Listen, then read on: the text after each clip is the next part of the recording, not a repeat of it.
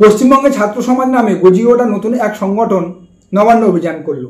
সেই ছাত্র সমাজের ছাত্ররা কোন স্কুল কলেজ বা ইউনিভার্সিটিতে পড়ে বা তাদের বয়স কত সেসব আমরা দেখেছি, গোটা পশ্চিমবঙ্গবাসী দেখেছে নিউজ চ্যানেলে তাদের বক্তব্য থেকে। সে নিয়ে আলোচনার কোনো অবকাশ নেই বা আলোচনার কোনো প্রয়োজনীয়তাও নেই। কিন্তু সেই ছাত্র সমাজ নাকি পুলিশ প্রশাসনের দ্বারা নিগৃহীত হয়েছে বা অত্যাচারিত হয়েছে, এই মর্মে পরের দিনকে বাংলা বন্ধ রাখলো কারা? ভারতীয় জনতা পার্টি, অর্থাৎ বঙ্গ বিজেপি। যে ছাত্র সমাজ নবান্ন অভিযান করতে পারে তাদের নিশ্চয়ই ইনফ্রাস্ট্রাকচার বা সংগঠন বেশ মজবুত, কারণ নবান্ন অভিযান তো আর পাড়ার থানা বা ব্লক ঘেরাও নয়। তাহলে তারা যদি পুলিশ বা প্রশাসনের দ্বারা নিগৃহীত বা নির্যাতিত হয়ে থাকে, পরের দিনকে তারা বাংলা বন্ধ রাখতে পারতো। ছাত্র সমাজ নবান্ন অভিযান করলো, তারা নিগৃহীত হলো, তারা অত্যাচারিত হলো, আর দরদ লাগলো কাদের? ভারতীয় জনতা পার্টির। এর থেকে একদম পরিষ্কার, যেন তেন প্রকারে বাংলা দখল, বাংলার মসলার দখল, বাংলাকে অশান্ত করা, তা কিন্তু তারা নবান্ন অভিযানে সফল করতে চেয়েছিল। কিন্তু নবান্ন অভিযানে যখন তাদের সেই ঘৃণ্য স্বার্থ চরিতার্থ হয়নি বা তারা সফল করে উঠতে পারেনি, তখন তারা পরের দিনকে আর চুপ করে থাকতে পারলো না। যে সন্ত্রাসটা আমরা নবান্ন অভিযানের দিনে করে উঠতে পারিনি, সেই সন্ত্রাসটা আমরা করব পরের দিনকে বাংলা বন্ধের নামে। অর্থাৎ বাংলা বন্ধের নামে আমরা নবান্ন অভিযানের যে অতৃপ্ত বাসনাটা আমাদের মনের মধ্যে ছিল বা যেটা আমরা করতে পারিনি, সেই কাজগুলো করব। কিছুটা আপনারা সফল হয়েছেন, প্রশাসন শক্ত হাতে সেটা মোকাবিলা করেছে, তৃণমূল কংগ্রেস কাউন্টার করেছে, আমরা দেখেছি বহু জায়গায় বাংলা বন্ধ সফল হয়নি। অর্থাৎ বিজেপির ডাকে যে নবান্ন অভিযান এবং পরের দিনে যে বাংলা বন্ধ, পরপর দুটো ফ্লপ শো হলো, তা গোটা পশ্চিমবাংলার মানুষ দেখলো। গোটা পশ্চিমবাংলার মানুষের কাছে আরো স্পষ্ট হলো আরজি করে যে ঘৃণ্য ঘটনা ঘটেছে, সেই ঘটনাটা নিয়ে ভারতীয় জনতা পার্টি কিভাবে নোংরা রাজনীতিতে মত্ত হয়েছে তা গোটা পশ্চিমবাংলার মানুষ দেখলো নবান্ন অভিযান এবং পরের দিন বাংলা বন্ধের নামে হয়রানি করা থেকে। পশ্চিমবাংলার মানুষ পরিষ্কার হয়ে গিয়েছে, আসলে দোষীর শাস্তি বা নির্যাতিতার বিচার চাওয়াটা এই ভারতীয় জনতা পার্টির মূল এজেন্ডা নয়। ভারতীয় জনতা পার্টির মূল এজেন্ডা বাংলার গদি দখল করা। যদি ভারতীয় জনতা পার্টির মূল এজেন্ডা হতো নির্যাতিতা বা দোষীর শাস্তি, তাহলে তো তারা সিবিআই অফিস বা সিবিআই দপ্তরে যেতে পারত, তা যায়নি। সিবিআই ভারতীয় জনতা পার্টির হাতে, অর্থাৎ কেন্দ্রের হাতে। আজকের 17 দিন 18 দিন হয়ে গেল সেই সিবিআই যে পর্যন্ত পশ্চিমবঙ্গ পুলিশ বা কলকাতা পুলিশ তদন্ত এগিয়েছিল তার বাইরে আগাতে পারেনি। কেবলমাত্র এই আন্দোলনের ইস্যুকে আরো যাতে দীর্ঘায়িত করা যায়, ভারতীয় জনতা পার্টির হাতে যাতে আরো বেশি সময় তুলে দেওয়া যায়, তার জন্য ইনিয়ে বিনিয়ে মামলাটাকে আরো দীর্ঘায়িত করছে। এত একটা বড় স্পর্শকাতর ঘটনা, যেটাকে খুব দ্রুততার সঙ্গে যা তদন্ত শেষ করে একটা ফাইনাল কনক্লুশনে আসা দরকার ছিল, সেটা সিবিআই করেনি। সিবিআইয়ের হাতে যদি তেমন কোনো তথ্য থাকতো, তাহলে কি ভারতীয় জনতা পার্টি পশ্চিমবাংলায় চুপচাপ বসে থাকতো? সিবিআইয়ের গতিবিধি কি স্বরাষ্ট্রমন্ত্রী বা কেন্দ্র থেকে লক্ষ্য রাখা হচ্ছে না, নাকি কেন্দ্র খবর নিচ্ছে না? সিবিআইয়ের সদর দপ্তরে যদি তেমন কোনো মশলা পেত, সিবিআইকে জানাতো না অমিত শাহকে যে মশলা আয়া হেজি? অবশ্যই জানাতো। আন্দোলন তীব্র থেকে তীব্রতর হতো। সেই জায়গাটা কোথায় গিয়ে দাঁড়াতো আজকের পশ্চিমবাংলার মানুষ ধারণা করতে পারছে না। কিন্তু সিবিআই এই 17 দিনের তদন্তে তেমন কোনো আশানুরূপ জায়গায় পৌঁছতে পারেনি বা তেমন কোনো নতুন তথ্য তুলে আনতে পারেনি।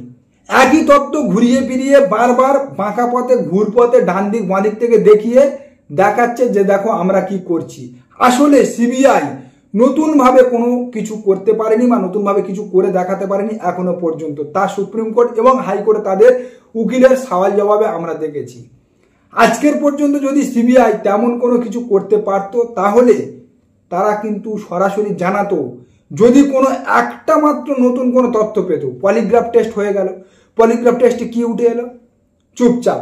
সিবিআইয়ের কোনো সাড়া নেই। পলিগ্রাফ টেস্টে যদি নতুন কোনো তথ্য উঠে আসতো বা পলিগ্রাফ টেস্ট থেকে কোনো যদি চাঞ্চল্যকর তথ্য আসতো এই আরজিকর ইস্যুতে, তাহলে নিশ্চয়ই সিবিআই তুলে ধরতে, সিবিআই চুপ করে থাকতো না এবং সেটা নিয়ে ভারতীয় জনতা পার্টি একেবারে তুলোধনা আন্দোলন শুরু করে দিত।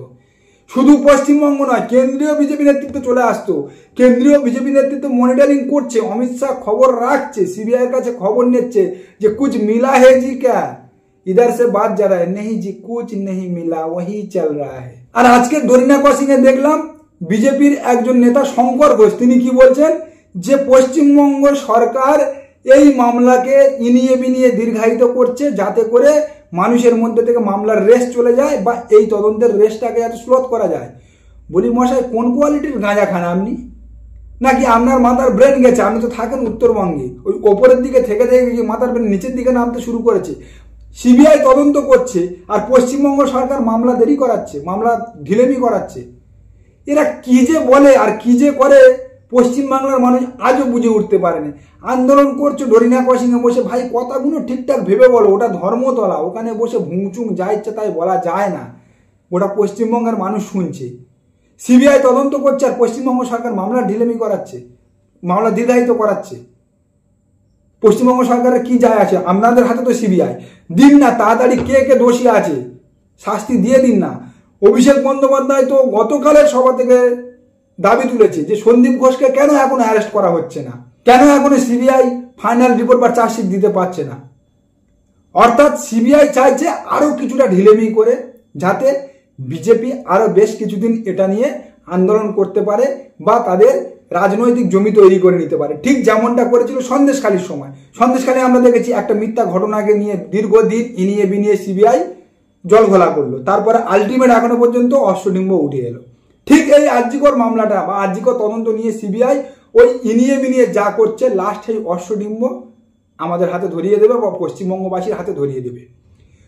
শুভেন্দু অধিকারী বা ভারতীয় জনতা পার্টি তাদের যে চক্রান্ত, পরপর দুদিনের যে ফ্লপ শো এবং আগামী দিনে ওই শ্যামবাজার বলুন বা ডরিনা ক্রসিংয়ে বসে 5 দিন 7 দিন যাই বক্তব্য দিক না কেন, এটা তাদের মনে রাখা দরকার আছে।